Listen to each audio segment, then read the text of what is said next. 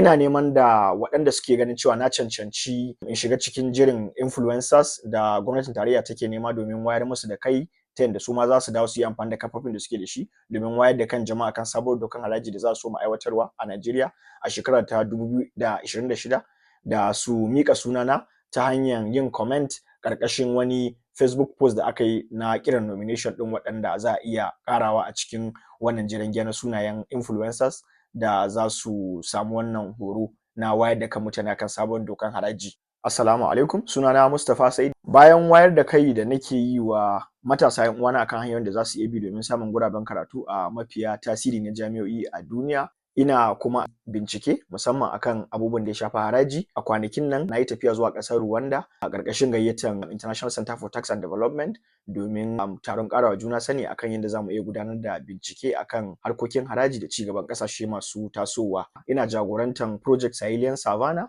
wanda ƙungiya ne mai zaman kanta da take ƙoƙarin yin ayyuka domin wayar da kan mutane musamman a yankuna na Sahel akan abubuwa da shafi manufofin gwamnati da kuma cigaban ƙasashe masu tasowa. Sa'annan kuma ni ne jagoran kamfanin Intellectual Limited mai samar da ƙwarewa na samun aiki da damammaki wa matasa a Najeriya. A fannin karatu ina da Masters degree a African International Development sannan kuma ina da Bachelor's degree a Economics and Development Studies.